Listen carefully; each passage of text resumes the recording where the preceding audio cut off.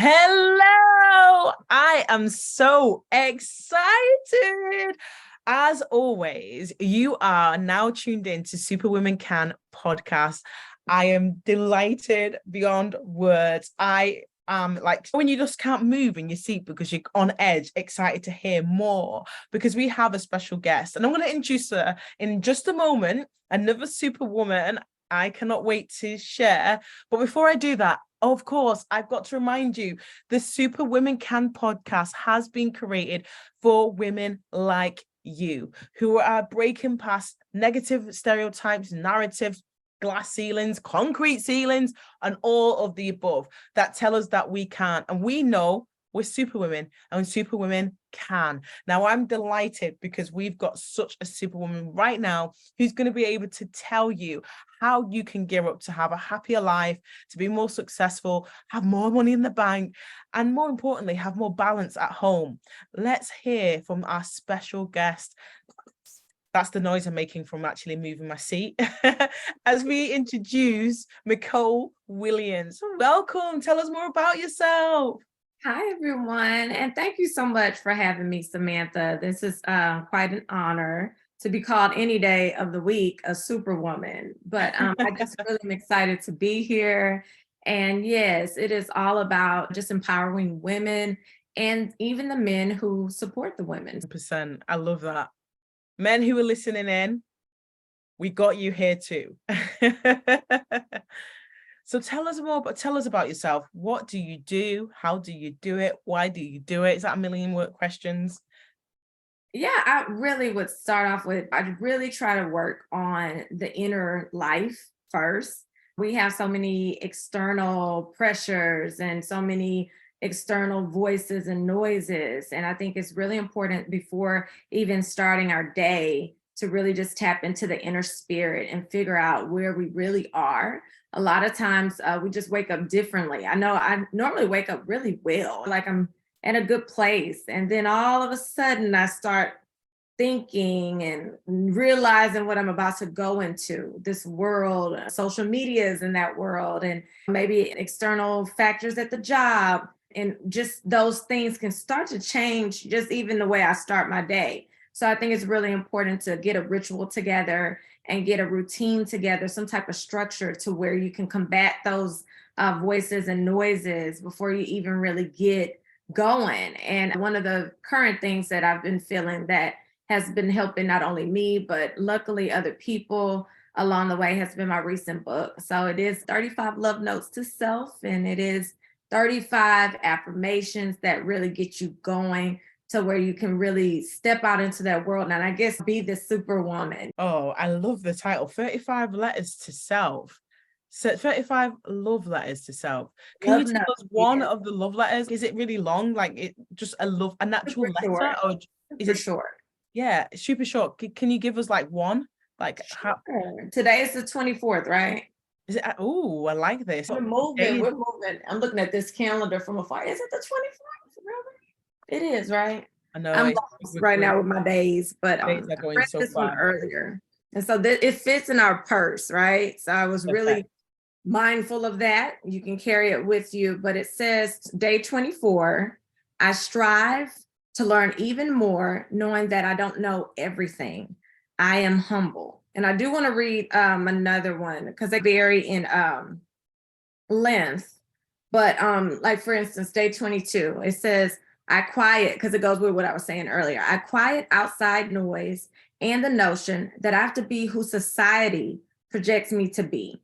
I am always finding and keeping a purposeful groove that reveals my destiny. I am eliminating confusion, and I am living and operating in my creator's perfect timing. So yes, that's something that to me, I'm really happy that it's setting a tone for your day. And then it also is a journal. So you get to write on the side whatever love note you want to yourself. That makes it more personable, because that's what it's really about. You set a tone, but we all are carrying on our different lives and we all are going down our different paths, and we just need to make it make sense for ourselves. I love that. I love that a lot. Very big on affirmations and setting yourself up for the day. Yes. That's a really great way to set up for the day. What other like habits and routines and rituals do you have that create success for you? I think success is something I've had to come to terms with. What is that for me? What definition do I have? And for me, I just look at it like someone who is at peace, someone who has their obligations taken care of, someone who can enjoy the freedoms of life without feelings of guilt and resentment and just weird, damaging emotions. And Mm. someone who is pouring into others in a way of servitude or service, or for so many years, I was a teacher. And so that was my job. But even it spills over into just life in general. And some of the main things that fill me up inside are just sharing with other people and also learning from them. So if that's success, I feel like the way that to keep that, I feel it is definitely my faith has kept me very focused in what makes me feel at peace, and it keeps and gives me peace that surpasses my understanding. And another thing that I would say is I'm a fan of really nice bubble baths. I can give you the recipe because Yeah. when I say every weekend, if I don't do this, I don't really start my week. And what I do is I love the hot bubble baths, but it's Epsom salt. Lavender is best, especially if you're like high octane, always working. You need something soothing. Oh, You can also use essential oils. I love peppermint. It's a contrast where you have this soothing aspect, but then you have this spritzer or this feeling of energy. And you can also use orange or lavender or eucalyptus. I love that. And just a couple of drops are good. And then I love baking soda as well in the actual bath. So you have a couple of different things, of course, bubble bath, right? So that's to me the remedy to a lot of things, no matter what your week was, no matter how many travels, or maybe teaching, or maybe being a mom, or if you're blessed to do that, whatever the week has brought you, that's so beautiful and also so challenging, you can end off with that Sunday is really good for a bubble bath, in my opinion. And then Saturdays, I try to save that if I'm not traveling with the book. I try to let that be a day of creativity and taking care of some business I couldn't take care of during the week, depending on what was going on. So I treat myself to a matinee movie if I can. These past weeks, I've been all over the place, just cross country rise. But if I'm home, I will go to a movie. And lately, we know not a lot of movies are out because of the strike, which is very understood. But I would go to a matinee on that Saturday and just try to sit in the middle where normally it's not a lot of people there. So it's just trying to get lost in something creative, because as a writer, you can always appreciate somebody else's work. And that's one thing. And then Thursdays, I try to devote those afternoons to clients who are publishing their books. Since I am a publisher, that's my best day to just share knowledge in that way. wow, your whole week sounds like my relaxing year. If I can have one of your days, even just one a year, I'll be very happy. It sounds good. You know what? I was just sat there when you said bubble bath. You had me at bubble bath, girl. Oh, it's funny. I have the Epsom salt lavender. I was literally going, I need to do that tonight. yes. I'm not waiting till Sunday. Who wants to wait till Sunday? I haven't done that for a long time. So I really think, thank you. I will definitely, you've just reinforced it, go and have a little bubble bath. And I agree, anyone listening in today, I would just say self-care is vital. And having that affirmation, that book is incredible. Honestly, going to go and get that book, because I think if you set up your rituals, like you've just said, and you take care of yourself, then everything else takes care of itself. Oh, yeah. So, love that. Yeah. So you said your business, you're a publisher. I understand that you've written your own book. Have you written more than one book? Tell me more about your business. I have, my business name is Eclectically You Experience. I know it's a long one. I love long titles and names, I guess. But it started off in 2017 as an event planning company, and I did event and print design for different businesses. It could be locally as well as across the board. The pandemic definitely pushed me to pivot a bit And I found that consulting was also a safer ground to still continue to serve my customers, but now in a different way. So since people would always ask me, how did you publish? How did you make a film? How did you do this? How did you do that? I use those times to now just introduce that service as well. So as far as publishing, I have published 4 books under my own small imprint. And so that's something that's very empowering for me, because I know I've always wanted to be a writer, but I didn't know how that was going to come about. And it's nothing more fulfilling than just publishing the types of books that you believe in. And the first book that I published was I published under a different printer and so on, and also publisher. And then I learned from them. And then once it was time for me to do it, I just pretty much changed all covers and did reprints of everything, because there were 2 different, really the first book. And then the second book, I did it in a different way as well. So I just reintroduced all of them in 2019. The first 2 are fiction novels. Oh, wow. We'll be finishing up that series. It's called Tangled Web of True Love Tales. Ooh. And so I really delved into 7 women who represented the 7 deadly sins, and they each had their own love/cautionary tale. And they were all intertwined with one another, whether they knew it or not. And so that journey pretty much introduced all 7. And then the second book was Toxic Ties Trilogy. And it's connected to that first book that I wrote. So that's what I was saying. I need to finish the trilogy. And that's something I plan to do in the next couple of months, so to speak. And months could be next 2 years. I'm giving myself that. And then the last 2 have been nonfiction books. So one was for my teaching community, Miss Lit for Life Lessons, and it's for ELA teachers or English language arts teachers. And then this, of course, 35 Love Notes to Self is the most recent one. Wow, amazing. So you've written 4 books. How long did it take you to write all those 4 books? The first one, it took me the longest because I was in college and I was trying to understand the business, and I talked to a lot of people and I was just trying to figure out what route it was. So it was 6 years. And I don't think it was 6 years of writing, but 6 years of navigating. And then the second one was like 3 years. And then the third was maybe 4 months, 5 months. But I would say it took a lifetime of teaching in order to write it, because it's a resource book for teachers. So I had to think about over the course of those times, or over the course of a decade plus, what worked in the classroom. And then this was funny because 35 Love Notes to Self, I would say it took me a shorter time, but I didn't publish it right away. I wanted to see if it worked first. So even though I wrote it like within maybe a week, because it is a set of affirmations, right? I didn't publish it until 5 years later, after I had been using them. Oh, wow. So you know the results of them, and now you're using your success. Yeah, I was like, let me wait until I know.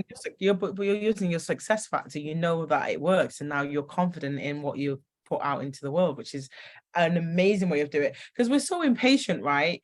People are just like, you know what, I want it out now, I want it in the world. But actually, you've tested it, tweaked it, adjusted it, refined it, then said, now it's ready. I love that. It feels like it's gold. It's meant for gold. That's what it feels like to me. Rather than these quick wins, get it out. I always hear in the coaching world, out is better than in. So get it out as fast as you can.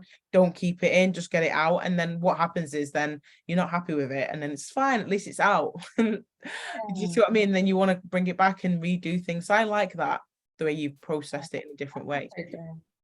Tell me about you as a person. Tell us your journey through life and what has made you this successful person that you are today, sitting in front of us across national landscapes. I know you're in LA right now, and I'm based in the UK, so we're literally international right now.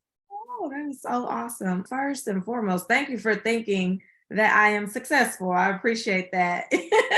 And I feel like it comes from a place of doing what makes you. And I feel like when I was a kid, I was just writing. I was just creating. I didn't think about an audience. I was doing this because it felt like the most natural way of being me. And so my expression through writing pretty much was very much my communication to myself. And then later on, I thought about it within my faith as my communication to God, just trying to find confirmation and understanding about myself. And then I always noticed it was always somebody watching, though. Even though it was so personal, I would really marvel at the fact that there was always somebody to tell me from their standpoint how it inspired them. And so I think throughout walking this creative life out, which is tough at times because creation is more, you are not seeing the results. You see it within yourself, or you may be moving with the spirit of something, but you're not necessarily able to produce it just yet. And so it has been that I've had to have a lot of faith and a lot of confidence in what the vision is first, and then finding through quiet time, and then also through research, and also through talking to the right people, how to get something done. So I'm all about execution, and that's really what it's about. Many of us have ideas, but I'm really, really steadfast about making sure that if you have an idea, you have a way to navigate enough to get it to the finish line. And even if you have to reverse engineer, making sure those steps are taken into account. Amazing. So you've been writing since childhood, basically. What was your childhood like? My childhood was funny to me because I was very much in an insular kind of household. I was the only child for 15 years. So a lot of times only children have quite the imagination, right? So I would be the prankster kid, yet I was very quiet. So people didn't really know where the pranks were coming from. Oh, wow. I was one of those kids. And I'm so glad I've grown up. I'm glad that era is over because now we have call ID too. So it used to be, you don't know who's calling you, but it might have been me. But anyway, I just was always living in two different worlds. So I didn't like the real world. I was listening to the news. I also saw a lot of death happening within my community, young and old, within my family. I was always going to funerals. So I was really understanding at a young age how serious life was and how finite it is as well. And I just had to have an escape. And to me, it was in the form of writing. It was in the form of storytelling overall. That was the overarching theme, I think, because I would write novels. I wouldn't finish them when I was a kid though, but I would start them, right? And I would really finish magazines. I really liked that. So what I would do is I would watch what was going on with real life celebrities, and then I would put my tweak on them and create a magazine called, like, one of them was Brothers and Sisters, and another one was Girlfriends. And I would just put people on the cover and I would create a story for them. And then later on in high school, I actually was in a desktop publishing class. And I think that might have been the most beneficial course because it has served me very well in my day-to-day operations with my own business, as well as other people's, and as well as designing books, covers, and illustrate. All of that stuff I feel stems from that earlier childhood and then going into preteen. So when my sister came along, she was just such a delight. But it was almost like I was an only child for quite some time. So we did have separate names, if that makes sense. But yeah. Yeah, it definitely does, because my sister is 8 years between me and her. And I felt like I was, I don't know why, I just felt like I was her mum. Yeah. The age, I just felt like it was just completely different generation. Like the music, even now, the music she listens to is really weird, in my opinion. What are you listening to? Is this music? This ain't music. And it's only 8 years, and it just, generation is completely different. So I'm guessing 15 years will be even more. Yeah. And believe me, we're both millennials. I'm the old one, and she might be closer to the younger one. I don't know if somehow we made it in that generation. But still, I know exactly what you're talking about. Yeah, there is a gap of a lot of things, just from how we both act in public and how we interact with people, and definitely the music. I'm like, I don't even know who's out anymore. I don't know. I've lost touch because I've got children, and my kids have taken over the TV, the radio, any gadget, any device. It's just kids music and kids or praise music. I remember you also mentioned that you're one of the things that you touch into and tap into is your faith in God. So tell us about your journey with your faith and how that kind of translates and feeds into your book and your writing and your clients. Oh yeah, my faith in God was interesting. Before I knew who God was, I knew my grandmother, right? And she might have been in my mind God, because she was like always going to church. She was on the stewardess board. I grew up CME, which is Christian Methodist Episcopal. And I wasn't the most church kid because some people were there quite often. I would go on Sundays, and I eventually made it a meditation aspect of it. And I got a lot out of taking notes because that's how I process everything. And I would write on the back of, they gave us a program back then. I don't even think they do that anymore. I don't know. But I would keep my notes, and I actually got baptized later when I was an older individual. I think I was like 20 something. And they said, "Are you sure you didn't get baptized when you were a kid? We think you did." And I'm like, I don't remember it. I don't remember it. My grandmother at that point in time, she was dealing with Alzheimer's. So in her earlier days, when she was free of that, she was very much a very fair person, and she would judge me pretty intensely and fairly. So if I was coming home with a problem, a lot of times she would not take my side. She would actually take the other person's side. And I was like, that's so mean. But I like that I grew up in that way, because there's one book that we bonded off of, and it's over here. I bought another one because I missed the one that she gave me. I read it so much, it's falling apart, but it's Prayers That Avail Much. And I went and got another one from Half Price Books, which is, I don't know if y'all have one, but I love that store, Half Price Books. No. In the UK? Okay. No, I don't think so. And so I would just say, with my journey, I told you how I was a prankster, and I knew some of my ways of childhood needed to go. And I knew God had his hand on me, because all of a sudden I was a different person. I'm not saying I was perfect, but I would say that he was working with me in my mind. And I was like, wow, I'm so glad he's making it better, because I know if I was still that kid, it was a different person. And we all have those awakening moments. And I don't know what did it. I just know one day it was just a difference. And I understood I need to do better, and I need to be accountable for my actions, and I need to come from a different place. And so that might have been, going into middle school is very tough for me. And it can be tough for a lot of people, but it was a time when I had to make some really tough decisions. And I would be visiting my grandmother.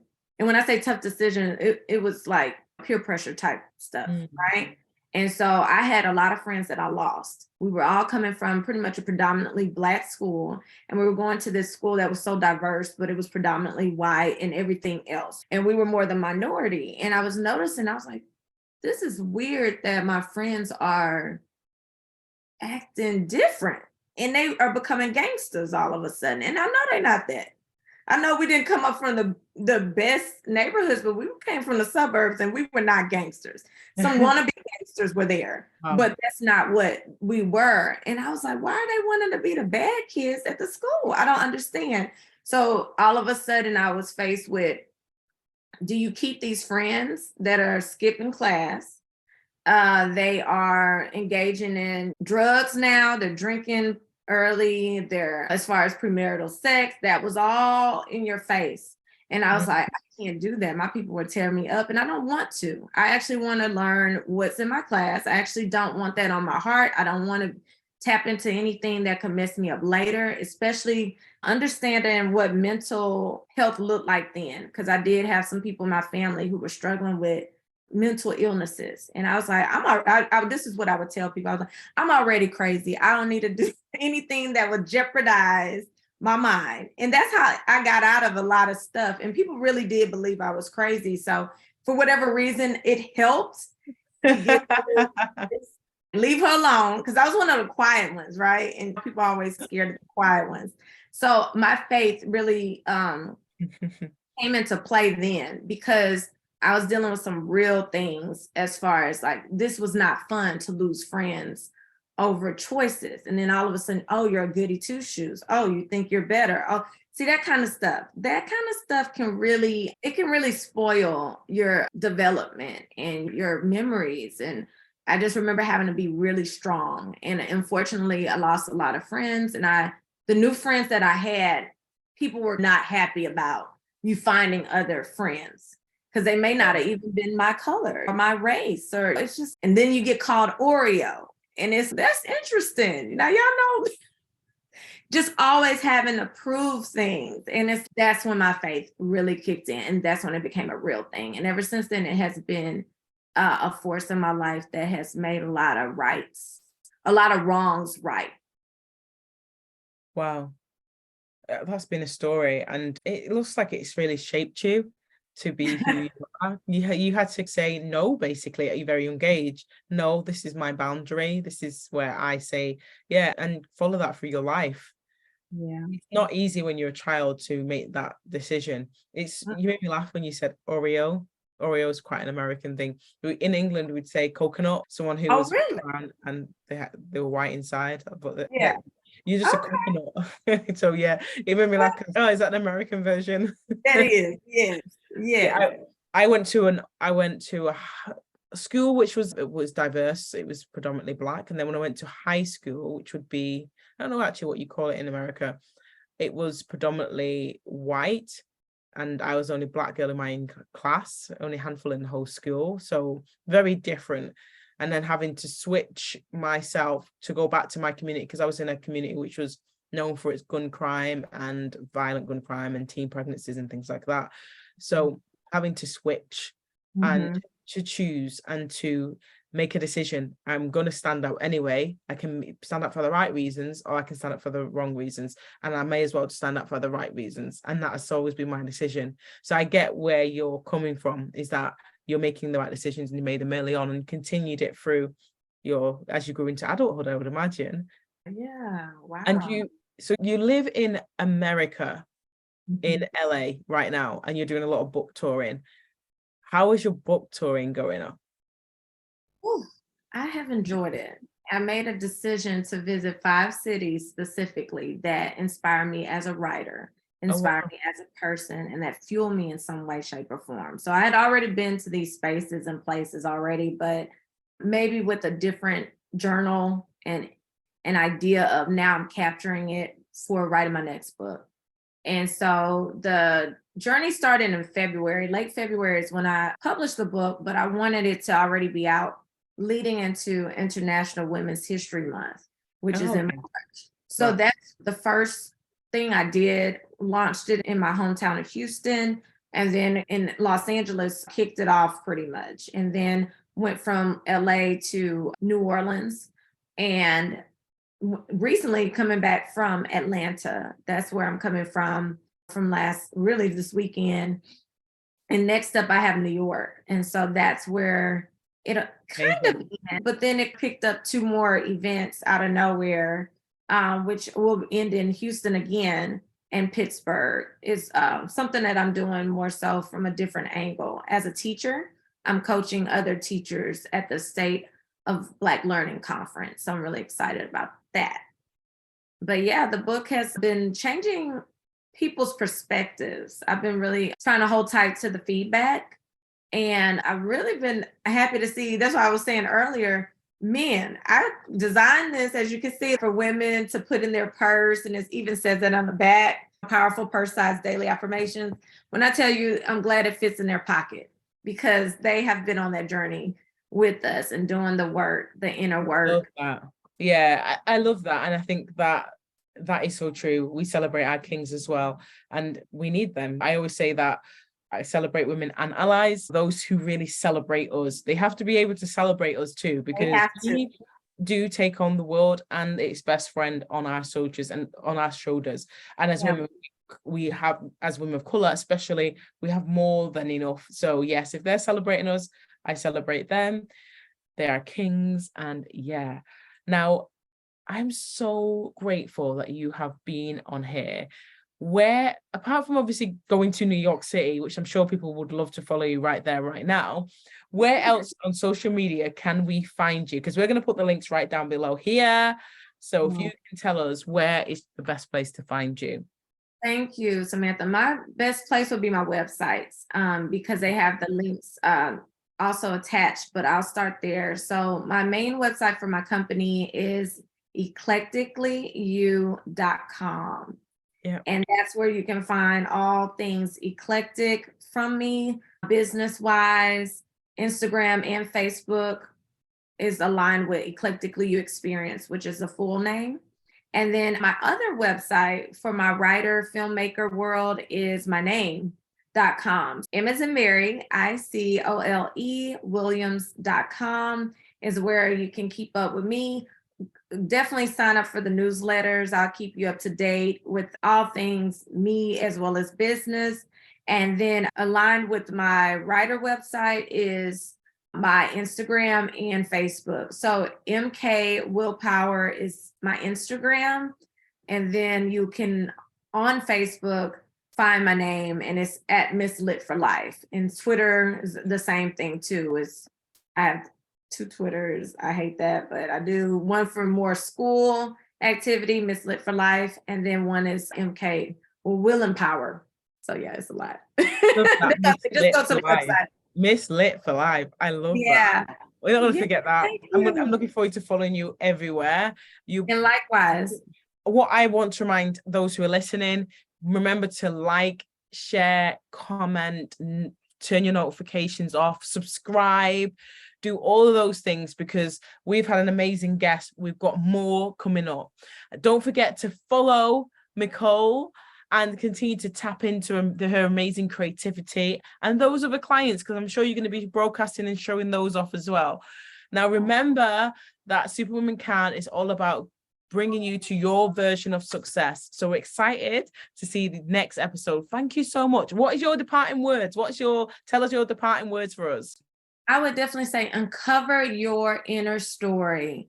Uncover your inner story. It starts there. No matter what we do later, we have to tap into ourselves. So let's start there. I love that. Is that your strap line? Uncover your inner story. It's just the first chapter of my next book. Uncover your inner story. I love it. Thank you. It has been amazing. I look forward to everyone getting access to this and sharing. Don't forget